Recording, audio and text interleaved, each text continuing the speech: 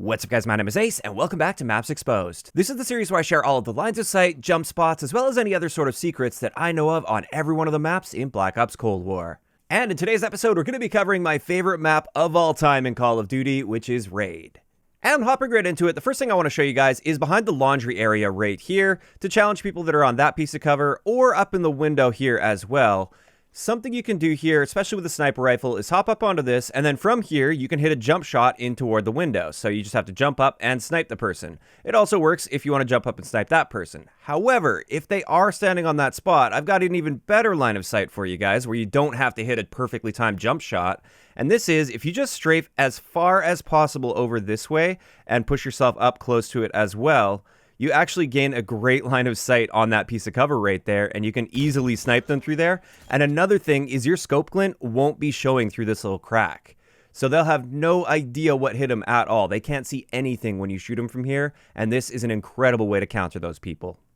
Next up, if you're spawning back in that area over there, sometimes you'll have people that'll try and spawn trap you from laundry, and they'll be standing right on this area here and looking over top of this, and then they'll just pick you off as soon as you come around that corner. A great way to check for these people without exposing your entire body to them is to jump up on the rock right here, and if they're standing up, you can actually see the tip of their head right there. So you could shoot them, although if you have like a full auto gun, it's going to be pretty hard to maintain that accuracy because you can only see like a really small portion of their head. But if you have a sniper rifle, you can just hop up here and easily shoot them at the top of the head. Super, super easy kill, and again, they'll have no clue what hit them there. Next up, something that's pretty obvious, but I did want to point it out for you guys because I don't believe you could do this in Black Ops 2, but from here, you can actually jump straight up into this window, and this is something I do quite often, and you'll usually take people off guard as they're just camping in this window looking this way. You can just easily hop up there and pick them off, and for some reason, they don't typically expect that. They expect you to come all the way around like that. Next up, just a couple lines of sight to challenge the people that are camping on the stairs over there. That's fairly common, and if you get them spawning down there, then they'll often come up there. And if you have full control over this side of the map, and you feel very confident and comfortable that nobody's going to be challenging you from that window or this window here, what you can do to challenge people on the stairs is hop up onto this part right here, and you just look over top of this statue. This is a great way to challenge them right there, and it also works on this one over here. This is just a place that they don't normally look for you, and therefore you gain a bit of an edge over them. You also gain a little bit of a height advantage, and you can pick them off from here. Additionally, we see a really similar story to challenge this doorway over here. You can hop up on top of this little pillar over here and pick them off through there, or you can come to this one right over here behind the van, and you can pick them off from right there. Now, getting into the middle of the map here, we have this zigzag area, and people will often be camping in this area. Maybe they'll be looking at the stairs here, or they'll be just trying to peek a little bit over toward the kitchen. And if you find yourself in the middle courtyard area, just spray through this wall. It blocks very little bullet damage. Like, even with an SMG, you could see there, I just sprayed through and got that kill as if I didn't lose any bullet damage at all. So every once in a while, if you find yourself mid-map and the enemies are on that side of the map, just pop some bullets through there. If you get a hit marker, keep spraying and you'll find some easy kills. Now, getting over to the pool side of the map, if you're at the stairs here and you want to try and challenge people that are on that piece of cover, which is fairly common that somebody will be there or coming around that area, this is basically a 50-50 fight, and we like to avoid 50-50 fights whenever possible. So one thing you can do here, and this is something that wasn't in the Black Ops 2 version of this map, is you can actually peek through these cracks here, and you can catch them as they come around that corner. And they can't see you through here, or they can barely see you through here. They'll never really catch you, and this is just a great way to pick those people off. And also, there is a reverse to this over in this part right here. If you pop yourself right up onto this ledge, you can see right into that little area there, and you can pick anybody off that's in that area in there.